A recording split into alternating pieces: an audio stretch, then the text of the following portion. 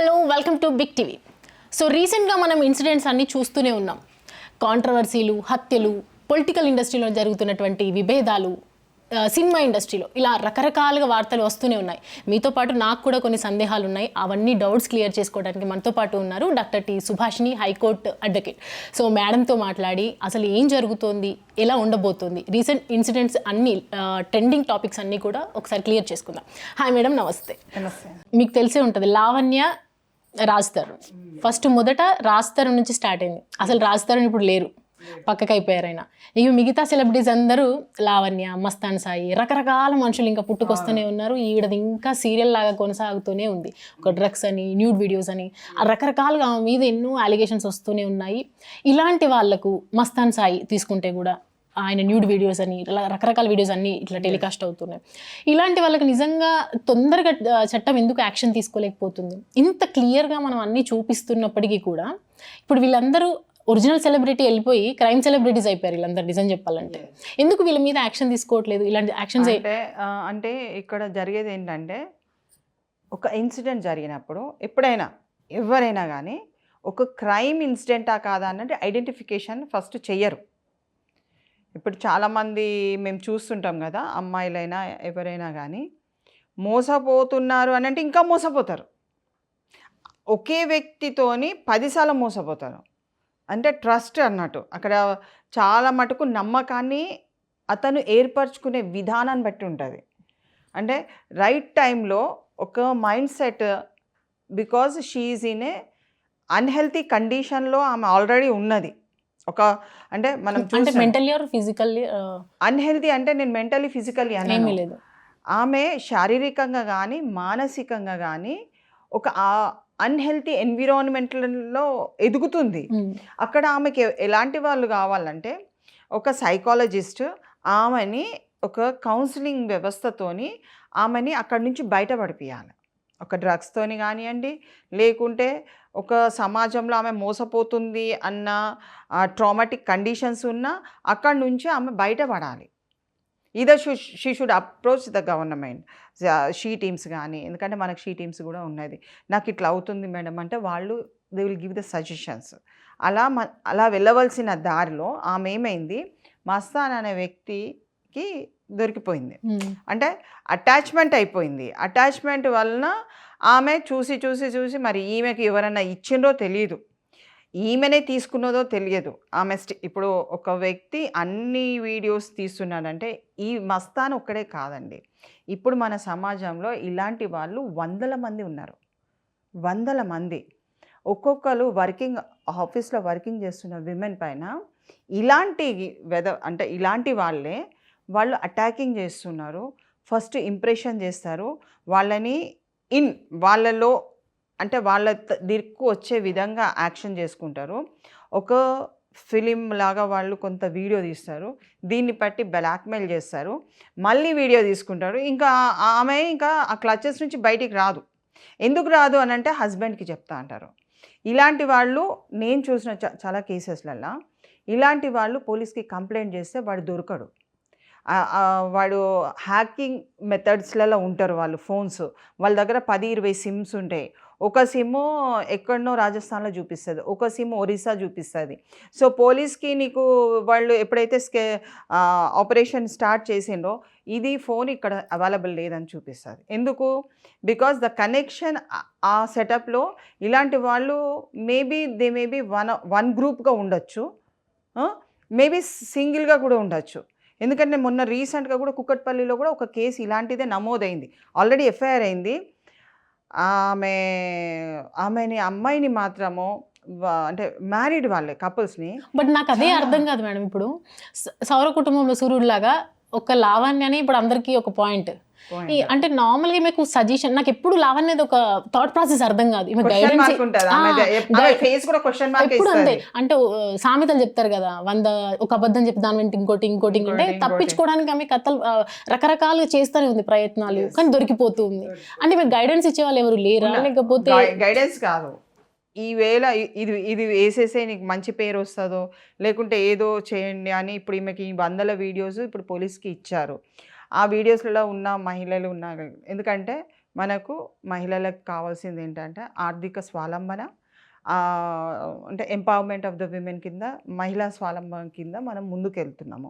అలాంటి తరుణంలో ఇలాంటి వాళ్ళు మహిళల్ని అడుగడుగున హింస పెట్టడానికి, హ్యూమిలేట్ చేయడానికి, పని చేయకుండా తయారు చేయడానికి, అందంగా ఉందా ఇది నాకే దక్కాలి, ఇంకో వాడికి పోవద్దు, దీన్ని ఎలా నేను ఆమెను దక్కించుకుంటానా అని ఆమె ఎందుకంటే బేకార్గా బేఫుర్సత్తుగా పని చేయకుండా తల్లిదండ్రులు ఎక్కడో పెడితే తినడానికి కూర్చున్న వాళ్ళకి ఏముంటుందండి, 24 గంటలు వీళ్ళని ఫాలో అవుతారు.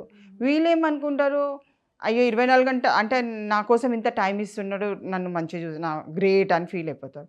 సో ఆ కమిట్మెంట్స్ అనేది ఎక్కువ స్థాయిలలో వచ్చినాయి. ఇప్పుడు కూడా నేను ప్రతి మహిళకు, ఎవరైనా మహిళ ఇలాంటి వాళ్ళు ఉన్న చీడ పురుగులు ఉంటే మీకు రేపు వాళ్ళు సహాయం చెయ్యరు. వాళ్ళు డెఫినెట్గా నిన్ను మీ చుట్టాల దగ్గరికి వీడియోలు పంపిస్తున్నారండి, వీడియోలు పంపిస్తున్నారు, మెసేజ్లు పంపిస్తున్నారు, ఈమె ఈసొంటిది, ఆమె అసొంటిది, ఈమె ఈసొంటిది అని వాళ్ళని డిఫేమ్ చేయడానికి ఒకరు కాదు, హస్బెండ్కే డైరెక్ట్ పంపిస్తున్నారు, హస్బెండ్కే డైరెక్ట్, వాళ్ళ మదర్స్కి, పేరెంట్స్కి, చుట్టాలకి. అంటే ఆమె బతకద్దా, మరి నీది పంపించుకోవద్దుగా, ఆయనది కూడా పంపించవచ్చు కదా, ఆయనది పంపించారు. సో ఇలాంటి వాళ్ళ మీద గవర్నమెంట్ అన్నది, పోలీస్ వ్యవస్థ అన్నది కఠినంగానే ఉంది. దొరకనంతసేపు దొంగ ఎప్పుడు దొరకడు. కానీ వ్యవస్థలో వేరే సమస్యలు ఎక్కువ ఉండడం వలన ఇవి అన్నీ కూడా కొంచెం పక్కదారి పడుతున్నాయి. బట్ ఈ సమస్యలతోని మహిళ బయటికి వెళ్ళడానికి కష్టపడుతున్నది అన్నది పోలీస్ వ్యవస్థ గమనించి వీటి మీద స్టింగ్ ఆపరేషన్ చేసి ఇట్లాంటి వాళ్ళని 10 మందిని లోపటేసి 10 మందికి కోర్టుని అప్పచెప్పి ఇలా చేయకూడదు అన్నది ఒక సామెత ఇస్తే డెఫినెట్గా there will be some improvement. But ఈ లాస్ట్ ఇయర్ ఏంటంటే అంటే స్టాండర్డ్ ఆఫ్ లివింగ్ కండిషన్ అన్నది తీసుకోకుండా పోతుంది. ఆమె ఒక దాని మీద ఒకటి డైరెక్షన్స్ ఎవరైనా ఇస్తున్నారేమో పాపము, she also in a traumatic condition, that అది మాత్రం మనం అర్థం చేసుకోవచ్చు. అక్కడి నుంచి ఆమె బయటపడడానికే ప్రయత్నం చేయాలి. ఆమె లైఫ్ని ఇంప్రూవ్మెంట్ చేసుకొని, ఇప్పుడు ఒక ప్రాస్టిట్యూట్స్ ఉన్నారండి, మనం ఏమంటున్నాం, రిహాబిలిటేషన్ టు ద ప్రాస్టిట్యూట్స్ అంటున్నాము, rehabilitation to some people who are grievance offence, అంటే చాలా బాధాకరమైన పొజిషన్లు ఉన్న మహిళల్ని మనం బయటికి తీయాలంటున్నాము. బాధితురాలు ఎప్పుడైనా బయటికి రావచ్చండి, బయటికి వచ్చి నేను ఈ విధంగా బ్రతుకుతున్నాను, నాకు ఆ లైఫ్ నాకు చాలా బాధాకరమైంది, ఈరోజు నేను ఈ లైఫ్ బతుకుతున్నాను, ఈ సంస్థ వలన ఒక ఎన్జిఓని కన్సల్ట్ చేసుకొని ఆ సంస్థ నుంచి ఇంప్రూవ్మెంట్ చేసుకున్నట్టయితే she will have a good life. ఈ క్లచెస్లో పడదు. కాబట్టి ఆమె ఇప్పుడు ఈ కేసుకు ఉంటే ఈ కేసు, ఇంకేమైనా కేసులు ఉంటే ఇప్పుడే వేసేసుకోవాలి. ఆమె మళ్ళీ తవ్వుకోకుండా ఆమె జీవితాన్ని ఒక ఒడ్డున చేర్చుకొని she should find her own way ప్లెజెంట్గా. అప్పుడు ఏమవుతుందంటే మహిళలకు అరే దీంట్లో వెళ్తే దాంట్లోకి వెళ్ళి బయటికి రావచ్చు అన్నది ఒక భరోసా అన్నది ఉంటుంది. కాబట్టి Hyderabad is a place of, నువ్వు క్రైమ్ చేయి, ఏదైనా చేయి, ఎక్కడో ఒక దగ్గర దొరికిపోతావు, కరెక్ట్, ఏదో ఒక దగ్గర దొరికిపోతుంది. కానీ క్రైమ్ చేసి నేను తప్పించుకొని పోతా, కుక్కర్లో ఉడకబెట్టి మహిళల్ని చేసుకుంటా అని అంటే కుదరదు. ఇలాంటి నువ్వు నాకెడ్గా చెయ్యి, ఏం చేయి, మనిషి అండి, ఒక మనిషి ఏమున్న, మనిషి ఒక మాంసం ముద్ద. నువ్వు అందరికీ ఒక మహిళని మాంసం ముద్ద చేసి వీడియోలు తీసుకొని నువ్వు చూపించి ఏముంది దాంట్లో? We are human beings. If you are showing nakedly, అంత టేస్ట్ఫుల్గా నీకు అనిపిస్తే నేను ఇంట్లో పెట్టుకో. నువ్వు బయట వీడియో తీసి ఇప్పుడు ఆమెతోని ఏదైనా చేసిన తప్పు నువ్వు వీడియో తీయాల్సిన అవసరం ఏమన్నది? Did she give the permission? దీనికి చట్టాలు చాలా స్ట్రాంగ్ ఉన్నాయండి. మీరు అంటే మహిళలకు తెలియదు, వాళ్ళు ఈ తప్పులో ఇరుక్కుపోయినరా అని చెప్పేసి ఒక బెంగతోని, భయంతోని బయటికి రాకుండా ఉద్యోగాలు కూడా మానేసిన మహిళలు ఉన్నారు.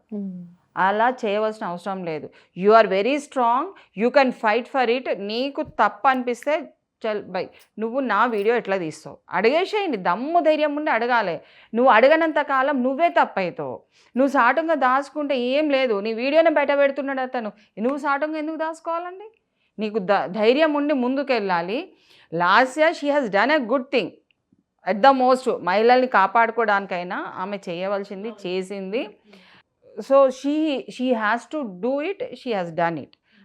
అంటే లేటుగా అయినా కానీ కొంత చేసింది. ఇలాంటి మస్తాన్ లాంటి వాళ్ళు 100 మంది హైదరాబాద్లో చుట్టుపక్కల ఏరియాస్ని బట్టి ఉన్నారు. ఏరియాస్ని బట్టి ఉన్నారు. So they want to catch the women, ఒక క్లచ్లో పెట్టి అసలు బంధించేసి ఇంకా ఆమెను బయటికి అసలు ఆమె హోప్ అనేది లేకుండా పోతున్నది. కాబట్టి ఆ హోప్ని మనం క్రియేట్ చేస్తూ చట్టాలు స్ట్రాంగ్గా ఉన్నాయి. అబ్యూజింగ్ ఆఫ్ ద విమెన్ చాలా శిక్షలు కూడా ఉన్నాయి. 2 నుంచి నీకు 1 year నుంచి 2 years 3 years కూడా ఉన్నాయి. ఇంకా పెద్దగా పోతే ఇంకా ఎక్కువ ఉంది. కాబట్టి దీంట్లో భయపడవలసిన పని లేదు. హరాస్మెంట్ అయినా, హ్యూమిలియేషన్ అయినా, అబ్యూజ్ అయినా ఏది ఉన్నా సరే అమ్మాయిని నాకెడ్గా తీసిందంటే ఆయన శిక్షార్హుడు. నువ్వు ఉత్త కాల్ చేసి కూడా మీరు వేయచ్చు అండి. నువ్వు వెళ్ళవలసిన అవసరం లేదు. పోలీస్ స్టేషన్కి 10 సార్లు తిరగవలసిన అవసరం లేదు. పోస్ట్ వేయండి, వాళ్ళే పిలిపించుకుంటారు. పిలిస్తే వెళ్ళండి, లేకుండా గమనం ఉండండి. అంత పై అధికారికి ఇచ్చేయండి. కానీ పోలీస్ స్టేషన్ తిరిగి తిరిగి అలసిపోయింది అన్నది అది చాలా మన యొక్క నమ్మకాన్ని తక్కువ చేస్తుంది పోలీస్ వ్యవస్థ మీద. కాబట్టి అట్లాంటిది కాకుండా ఇలాంటి వాళ్ళకి తప్పకుండా జ్యుడిషియరీ అనేది శిక్షలు పడుతున్నాయి, ఇంకా పడవలసిన అవసరం ఉన్నది. ఆ శిక్షలు పడే కేసెస్ మీ దృష్టికి వచ్చేది ఉంటే పబ్లిక్ కూడా అర్థమవుతుంది ఇలాంటి వాళ్ళు ఈ సమాజంలో ఉండి మహిళల ఉనికిని దెబ్బతీస్తున్నట్టుగా తెలిసిపోతుంది. రైట్. సో అది చూసారు కదా, అడ్వకేట్ సుభాషిణి గారు చెప్పినటువంటి వ్యాఖ్యలు. ఆమె లైఫ్ ఎక్స్పీరియన్స్తో కానీ, ప్రొఫెషనల్గా ఉన్నటువంటి ఎక్స్పీరియన్స్తో కానీ హౌ హ్యూమన్ షుడ్ బి అన్నీ చెప్పారు ఆవిడ. చట్టపరంగా ఎలా ముందుకెళ్ళాలి, అమ్మాయిలకి ప్రాబ్లమ్స్ వస్తే ఎలా ముందుకెళ్ళాలి, జెన్యున్గా రిలేషన్లో ఎలా ఉండాలి, ఇవన్నిటి గురించి కూడా క్లారిటీ ఇచ్చారు. రీసెంట్గా జరుగుతున్నటువంటి ఇన్సిడెంట్స్ అన్నిటి టాపిక్స్ మీద కూడా అందరికీ అవేర్నెస్ కల్పించేటట్టుగా మాట్లాడారు ఆవిడ. Thank you madam, thank you so much. For more videos like this, subscribe Big TV channel.